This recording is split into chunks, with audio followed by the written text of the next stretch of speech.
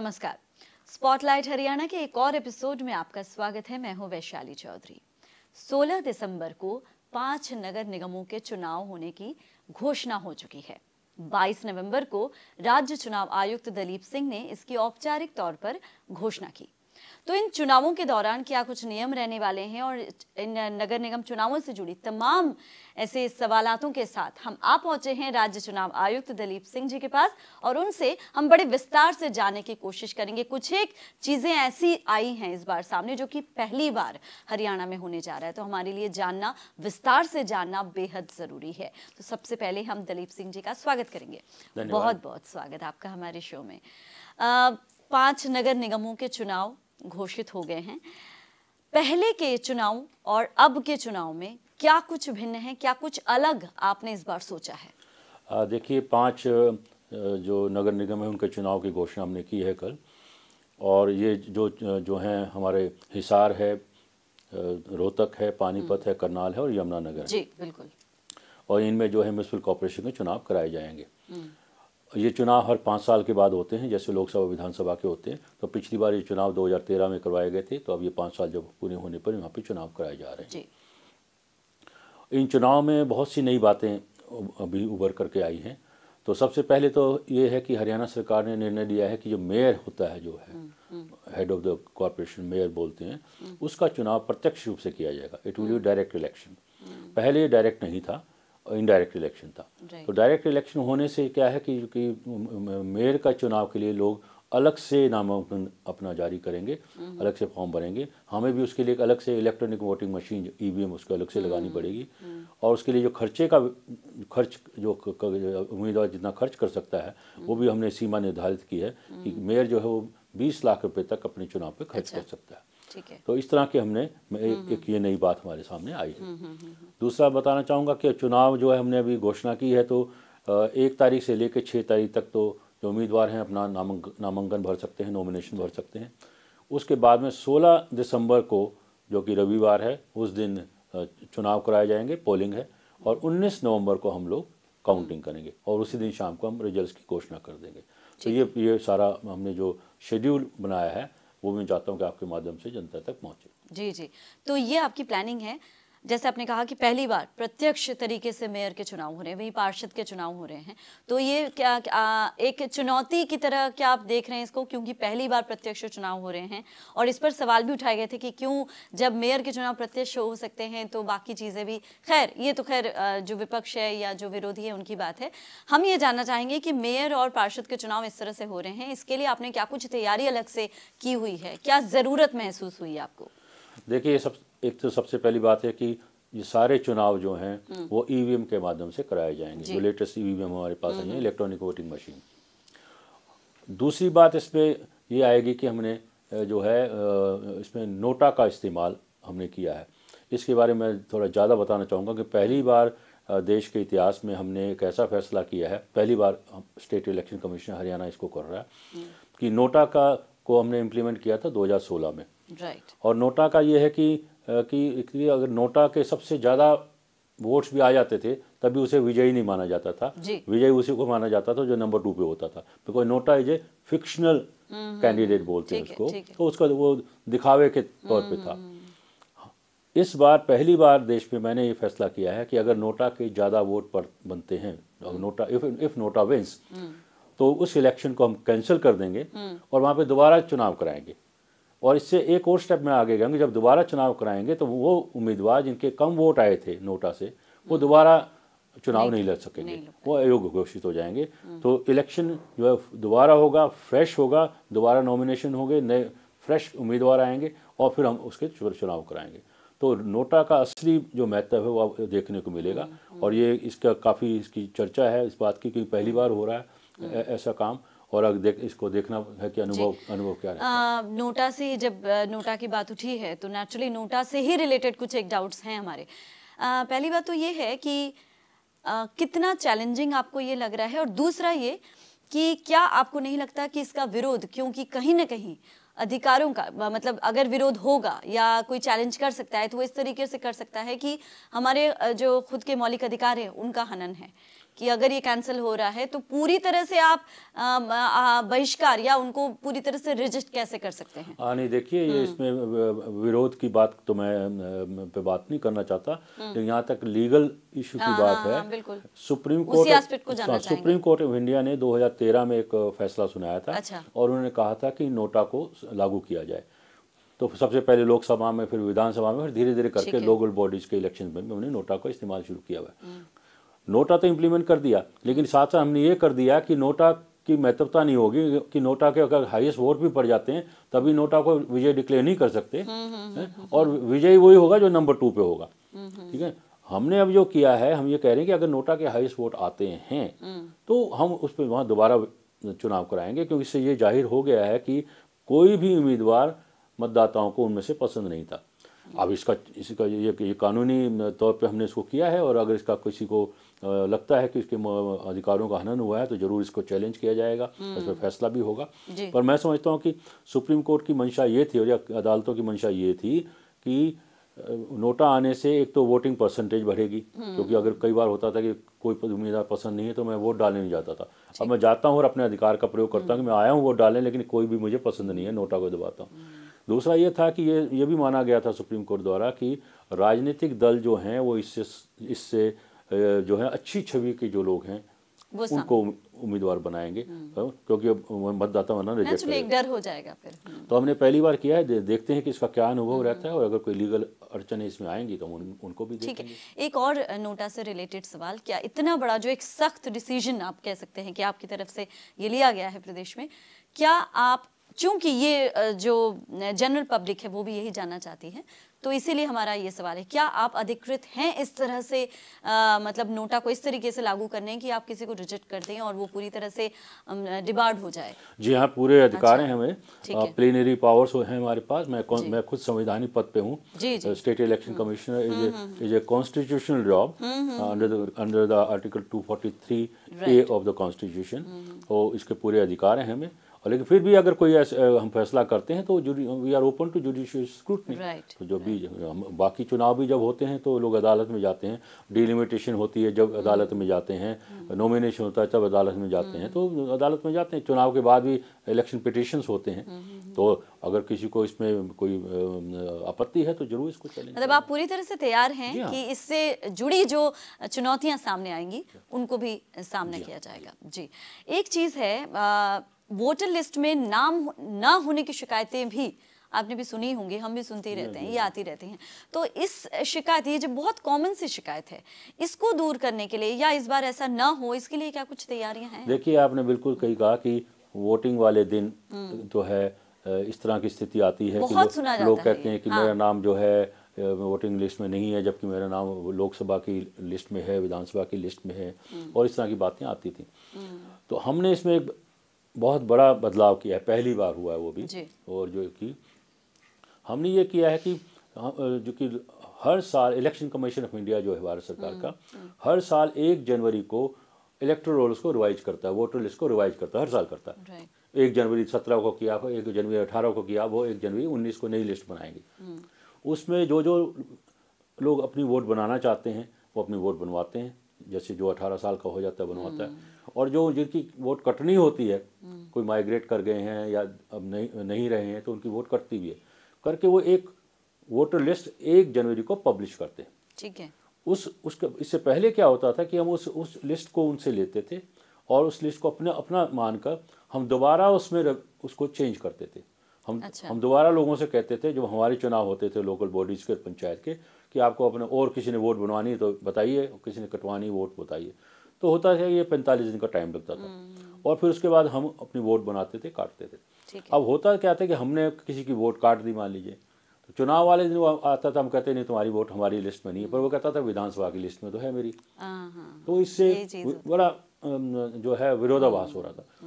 अभी मैंने जो फैसला किया है, और हरियाणा सरकार ने एक्ट में अमेंडमेंट भी कर दी है, कि जो इलेक्टोरल रोल जो मतदाताओं की सूची है 1 जनवरी को इलेक्शन कमीशन ऑफ इंडिया द्वारा विधानसभा के लिए बनाई गई है, वही मेरे लिए भी वैलिड होगी। अच्छा। मेरे लिए भी वही मान्य है। अच्छा, एक को ही आप एक को ही मानेंगे, और ना हम उसमें एक भी वोट ऐड करेंगे, ना ही उसमें एक भी काटेंगे। ठीक है। अब स्थिति यह है कि अब किसी को अगर ये लगता है कि मेरा उसका नाम मतदाता सूची में नहीं है विधानसभा में, तो जाए कि वो मेरे यहाँ पे भी उम्मीदवार का चुनाव नहीं लड़ सकता, ना ही यहाँ पे वोट दे सकता है। तो उसके बाद ट्रांसपेरेंट हो गया कुछ। हाँ, अभी भी टाइम है उसके पास। हमने कहा है कि till the first day of nomination अगर कोई ऐसा मतदाता है और आपकी बात को सुन रहा है, तो वो जाकर के डिप्टी कमिश्नर से संपर्क करे और विधानसभा की लिस्ट में अपना नाम डलवाए। राइट।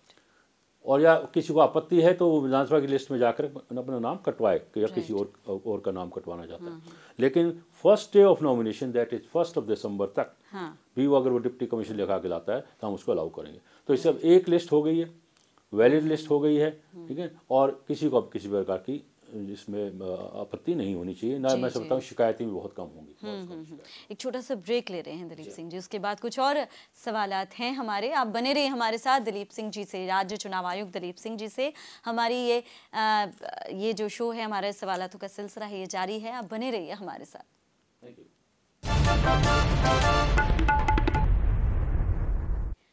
ब्रेक के बाद स्पॉटलाइट हरियाणा में आपका फिर से स्वागत है। राज्य चुनाव आयुक्त दिलीप सिंह जी हमारे साथ हैं। अब हम बात करेंगे सुरक्षा के जो इंतजाम है उस पर, क्योंकि जब भी चुनाव आते हैं सुरक्षा एक ऐसा मुद्दा है, सुरक्षा इंतजाम एक ऐसा मुद्दा है जिस पर सबकी नजर रहती है। तो इस बार आपने क्या इंतजाम किए हैं? क्या आपने सुरक्षा बलों की मांग की है? क्या इसकी जरूरत आपको महसूस हो रही है? देखिए, सुरक्षा बहुत बड़ा मुद्दा होता है चुनाव में। बिल्कुल।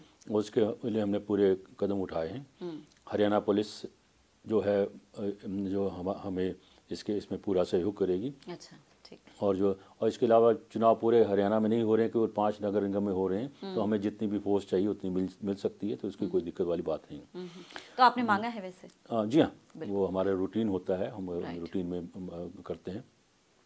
इसके अलावा बताना चाहूँगा कि फिर भी जो है चुनाव पे पैनी निगाह रखने के लिए हमने जो है 3 ऑब्जर्वर्स लगाए हैं। ओके। एक हम जनरल ऑब्जर्वर बोलते हैं जो कि एक IAS अधिकारी होता है, एक पुलिस ऑब्जर्वर बोलते हैं जो कि IG रैंक का IPS अधिकारी होता है, और तीसरा जो एक्सपेंडिचर के ऊपर निगाह रखता है कि जो लिमिट है उससे ज़्यादा तो नहीं खर्च कर रहे हैं, उसे हम एक्सपेंडिचर ऑब्जर्वर बोलते हैं। ये 3 जो हैं वो चुनाव आयोग के आंख और कान होते हैं। ये हमें पल पल की सूचना हमें देते हैं। इनके माध्यम से हम जिला प्रशासन के साथ संपर्क रखते हैं, जैसे डिप्टी कमिश्नर है या सुप्रिंटेंडेंट पुलिस है उसके ऊपर, और हमें सारी जानकारी मिलती है। तो कोई भी ऐसी स्थिति नहीं पैदा होने दी जाएगी जहां पर लॉ एंड ऑर्डर की कोई प्रॉब्लम हो, कानून व्यवस्था की कोई उल्लंघन हो, और हम इसके लिए पूरा कार्य करेंगे। इसी तरह चुनाव के खर्च के ऊपर भी हमने पूरा ध्यान रखा हुआ है। जो हमारे एक्सपेंडिचर ऑब्जर्वर होंगे वो पुलिस के माध्यम से हमने उनको CCTV उनको कैमरा दे के रखे होते हैं। वो जाते हैं, घूमते हैं, गांव देखते हैं, रिकॉर्डिंग करते हैं, और इस बात का ध्यान रखते हैं कि कोई गलत इसका कोई किसी को फ़ायदा तो नहीं पहुंचा रहा है। कई बार कहते हैं कि धन का या बल का प्रयोग हो रहा है। कई बार लोग सुरक्षा जो है, सुरक्षा इंतजामों में ये सारी चीज़ें आप ऑब्जर्व करते रहेंगे या इसकी पूरी जांच होती रहेगी इस दौरान? और लगातार होती है। ये अभी जब नॉमिनेशन वाले दिन से शुरू हो जाएगी और चुनाव वाले दिन तक ही रहती है। रोज शाम को हमारे पास रिपोर्ट आती है ऑब्जर्वर की, आज क्या किया। उसमें बताते हैं कि उन्होंने डेली बेसिस पे आप तक रिपोर्ट आती है? जी, डेली बेसिस पे आती है कि उन्होंने कितनी रेड की, कहाँ का क्या किया। उम्मीदवारों को भी हम बताते हैं। उम्मीदवारों को रोज आना शाम को आकर के हमें अपने रजिस्टर पे साइन करवाने पड़ते हैं और बताना चलता है कि आज मैंने कितना पैसा खर्च किया। छोटी छोटी बातें भी, जैसे टेंट लगाया है तो उसका कितना खर्चा हुआ, माइक लगाया उसका कितना खर्चा हुआ, 2 गाड़ी चलाई है उसका कितना खर्चा हुआ, कोई पॉलिटिकल लीडर बाहर से आया, मान लीजिए हेलीकॉप्टर में आया है, उसका कितना खर्चा हुआ उसमें डालिए। तो सारी लिमिट में डलता है। तो इस पे पूरा ध्यान रखा जाता है हमारा। ठीक। इसमें बस क्योंकि चुनावी खर्चे की बात हो रही, तो मैं एक बात बताना चाहूँगा कि चुनाव खत्म होने के 30 दिन के अंदर अंदर हर उम्मीदवार को, चाहे वो चुनाव जीते या चुनाव हारे, डिप्टी कमिश्नर को अपने चुनाव के खर्चे का ब्यौरा देना होता है। ये एक बहुत अहम मुद्दा है जी। उसको बताना होता है कि जैसे मेयर के केस में 20 लाख की लिमिट है, तो उसे बताना पड़ता है कितना पैसा खर्च किया, 18 लाख पूरी डिटेल के साथ, पूरी एक उसकी हम जांच करते हैं कि वो कहाँ कहीं कमी तो नहीं है, और पाया गया कि 20 लाख से ज़्यादा खर्चा किया है तो हम उसको डिस्क्वालीफाई कर सकते हैं। ओके। अब होता क्या है कि हरियाणा में ये अनुभव हो रहा है कि एक बड़ी संख्या में लोगों ने चुनाव के खर्चे का ब्यौरा चुनाव के बाद नहीं देते। और ख़ासतौर पे महिला जो खड़ी होती हैं कि उनको इस बात का पता नहीं होता कि वो कहते हैं कि हमारा जो सारा चुनाव का जो कार्य है वो तो हमारे घर के दूसरे मेंबर्स देख रहे थे। अब हुआ क्या कि हमने पिछले इन 5 नगर निगमों में जी जो 2013 में चुनाव हुए थे उनमें जो जिन लोगों ने चुनाव का खर्चे का ब्यौरा नहीं दिया था उन सबको नोटिस भेजे। अच्छा। उन सबको मैंने पर्सनल हियरिंग दी और करने के बाद 531 लोगों को मैंने अयोग्य घोषित किया है, डिस्क्वालीफाई किया है। ये पहली बार हमने इतना बड़ा स्टेप लिया है। उसका असर ये होगा कि अब जो चुनाव होंगे, अब जो नामांकन भरे जाएंगे, तो ये जो डिस्क्वालीफाइड लोग हैं अब वो चुनाव नहीं लड़ सकते 5 साल के लिए। ओके। हमने उनको 5 साल के लिए डिस्क्वालीफाई किया है, ठीक है। तो 5 साल के जितने चुनाव आएंगे चुनाव नहीं लड़ सकते। मैं इसका मतलब हमें लोगों को पेनलाइज करना नहीं है, लेकिन मैं आपके माध्यम से सभी से बताना चाहता हूं कि अगर आप चुनाव लड़ रहे हैं तो कृपया करके सुनिश्चित करें कि 30 दिन के चुनाव खत्म होने के बाद 30 दिन के अंदर अंदर अपना चुनाव का खर्चा हमें दें, वरना फिर उनके खिलाफ पेनल्टी हो सकती है। और अगर कोई जीत गया है और उसने चुनाव का खर्चे का ब्यौरा नहीं दिया तो उसको डिस्क्वालीफाई भी किया। ये वजह क्या होती है? जैसे आपने महिलाओं की बात की, उनको कई बार पता ही नहीं होता कि घर के दूसरे सदस्य, लेकिन सिर्फ महिलाएं नहीं, पुरुष भी कई ऐसे हैं आते भी हैं सामने कि जिन्होंने हारने के बाद नॉर्मली हारने के जो हारे हुए होते हैं प्रत्याशी वही ऐसा करते हैं कि वो चुनाव का ब्यौरा नहीं देते। तो आप अगर आपने जांच की है तो आपने क्या पाया? वजह क्या? 3-4 चीजें लोगों ने बताई। हमने जब उनसे बात की, पहला तो ये बताया कि लोगों को ये था कि हारने के बाद भी चुनाव के खर्चे का ब्यौरा देना पड़ता है। ये कहते हैं हमें नहीं पता था। अच्छा। लोग कहते हैं हमने समझा कि जब जीतेगा वही देगा। अच्छा। ठीक है, जबकि ऐसी बात नहीं है। दूसरा ये भी है कि उन्होंने बताया कि हम जमा करा के आए थे डिप्टी कमिश्नर के यहाँ पे, वहाँ पे रिकॉर्ड, लेकिन वहाँ पे रिकॉर्ड नहीं है। उन्होंने अपने पास कोई रिकॉर्ड रखा नहीं, ठीक है। तो 5 साल के बाद जब हमने डिप्टी कमिश्नर के ऑफिस से कहा कि बताइए तो उन्होंने वहाँ नहीं मिला। तो उनको ये भी कहा कि अगर आप वहाँ जमा करा के आए थे आपको जरूर कोई ना कोई रसीद रखनी चाहिए थी, ठीक है, वो रसीद को रखें। और तीसरा, महिलाओं ने बड़ी जो है रोचक बात बताई है। उन्होंने कहा कि ज़्यादातर उनका जो चुनाव का कार्य है वो उनके घर में जो मेल मेंबर्स थे वो देखते थे और उनको इस बात की जानकारी नहीं थी कि चुनाव का खर्चा उन्होंने नहीं करवाया। लेकिन जब वो डिस्क्वालीफाई हुए हैं तब उनको इस बात का पता चला। लेकिन डिस्क्वालीफाई करने से हमें एक फ़ायदा ये हुआ है कि अब मैं समझता हूँ कि काफ़ी लोगों को इसका पता चल गया। और नहीं भी है तो अब इस चुनाव में हम जो है इस बात का ध्यान रखेंगे वो अपने चुनाव का खर्चा दें। राइट। आचार संहिता से जुड़ा हमारा सवाल अब ये होगा कि आचार संहिता लागू हो गई है, अब क्या ये सिर्फ उन 5 नगर निगमों तक सीमित है या पूरे प्रदेश में लागू है? आचार संहिता लागू हो गई है और ये पूरे हरियाणा में लागू नहीं होगी, नहीं है। ये केवल with in the municipal limits जहाँ पर चुनाव हो रहे हैं केवल वहीं पर लागू होगी। स्पेसिफिक तो जो है, क्योंकि हरियाणा तो बहुत बड़ा है, तो केवल 5 नगर की बात कर रहे हैं, 10 नगर निगम हमारे यहाँ। तो ये भी लोगों में भ्रम रहता है कि पूरे हरियाणा में लग गई है, क्योंकि नहीं है। दूसरा, उस पूरे जिले में भी नहीं है। अच्छा। मान लीजिए आप पानीपत की बात करेंगे तो पानीपत जिला हो सकता है बड़ा हो और म्यूनिसिपल कॉर्पोरेशन में छोटा हो। हम उसके उस म्यूनिसिपल कॉर्पोरेशन की जो लिमिट है पेरिफेरी में उसके अंदर ये लागू होगी। लेकिन इसका ये है कि फिर भी अगर किसी को शिकायत होती है किसी सरकार के किसी अनाउंसमेंट से या कोई और बात है तो हमें बताएगा, तो हम उसकी केस टू केस बेसिस पे देखते हैं कि आचार संहिता का उल्लंघन हुआ है कि नहीं हुआ।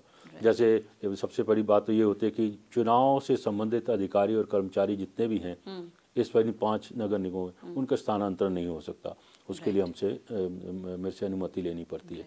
इसी प्रकार अगर कोई बड़ी घोषणा करती है सरकार या कोई जिससे मतदाताओं के ऊपर जो है फ़र्क पड़ता है, उसके बारे में फिर सरकार हमसे पूछती है, कन्वेंशन है ये, हमसे पूछती है, हम फिर केस टू केस बेसिस पे जांच करके उनको एनओसी देते हैं।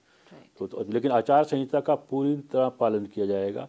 हम इंश्योर करेंगे कि जैसे कोई फेक न्यूज़ चल रही है या हेट न्यूज़ चल रही है या हेट स्पीच चल रही है या मतदाताओं को लुभाने की कोई बात चल रही है, तो ऐसा कार्य ना हो, तो हम आचार संहिता को पूरी तरह से लागू करेंगे। राइट।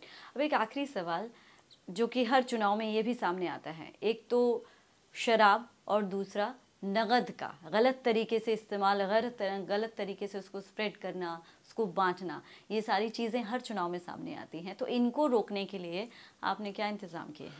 जैसे मैंने बताया था कि हम इस पर पूरा निगाह रखते हैं कि कि चुनाव के दौरान कोई भी इरेगुलरिटी ना हो, मतदाताओं को लुभाने की जो बात है, ऐसा सुना जाता है और हमेशा चुनाव के दौरान इस बात की आलोचना की जाती है। लोग बताते हैं कि शराब का इस्तेमाल हो रहा है, पैसे बांटे जा रहे हैं और इस प्रकार की बातें आती हैं, लेकिन हम इस पर पूरी निगाह रखते हैं। और अभी तक देखिए हरियाणा में ऐसा कोई मेजर ऐसी कोई बात कभी सामने नहीं आई और हम लोगों ने पूरे अधिकार हैं, पुलिस के पास भी हमारे पास भी, अगर ऐसी कोई बात होती है तो हम पकड़ते हैं। और हमने फिर भी अगर जनता को मैं कहना चाहूँगा कि सभी से कि अगर ऐसी कोई शिकायत है तो अपने कंसर्न डिप्टी कमिश्नर को तुरंत बताएं, हमारे इलेक्शन ऑब्जर्वर हैं उनको बताएं, या हमें भी सीधा बताएं। क्या वो मतलब किस तरीके से बताएंगे? क्या कोई ऐसा कॉन्टैक्ट नंबर आपने दिया है या कुछ वैसा दिया है? देखिए हमारी वेबसाइट है सबसे पहले, उसके ऊपर जा सकते हैं। हाँ। इसके अलावा हमारे जो रिटर्निंग ऑफिसर होता है, हम चाहेंगे सबसे पहले तो रिटर्निंग ऑफिसर को ही बताएं कि जो मौके पे ऑफिसर बैठा हुआ है, डिप्टी कमिश्नर को बताएं। और हमें भी बताना चाहें तो हमारे भी टोल फ्री नंबर हैं, उसके ऊपर वो बता सकते हैं। अच्छा। हाँ, हम भी एक्शन लेते हैं उसके ऊपर। लेकिन जब भी कोई ऐसी शिकायत हमारे सामने आती है तो हम पूरा एक्शन लेते हैं। लेकिन मैं बताऊँ कि हरियाणा में स्थिति बहुत बेहतर है और ऐसे मामले बहुत कम ही जो हमारे सामने आए। दूसरा है ये कैश बांटने वाला भी, अब जो ज़माना बदला है, टेक्नोलॉजी बदली है, तो इसके भी कई स्वरूप बदले हैं। और ऐसा पाया गया है कि जैसे किसी का मोबाइल, जैसे आपका मोबाइल रिचार्ज करा दें 500 रुपये के लिए, उस तरीके से भी उसका कोई पकड़ने का सिस्टम नहीं है कि कैसे कराएं। तो ऐसी कई तरह की बातें आई हैं। तो इसमें फिर भी इस बार एक और स्टेप ले रहा हूँ मैं कि जो मास मीडिया के जो है, जो मीडियम्स हैं, जो एप्स हैं, इनके माध्यम से भी जो है वोटर्स को लुभाया जा सकता है। अच्छा। फेक न्यूज़ चलती हैं आजकल, आप तो देखते हैं कि फेक न्यूज़ बहुत चलती हैं, हेट न्यूज़ बहुत चलती हैं, और जो है वीडियो बना करके लोग धर्म के नाम पर, जाति के नाम पर कुछ ना कुछ, हाँ, वो सोशल मीडिया का जो इशू था, हाँ। तो उसके ऊपर हम पूरी निगाह रखेंगे इस बार। अच्छा। चाहे वो व्हाट्सएप है, चाहे वो इंस्टाग्राम है, चाहे वो फेसबुक है, या कोई और माध्यम है।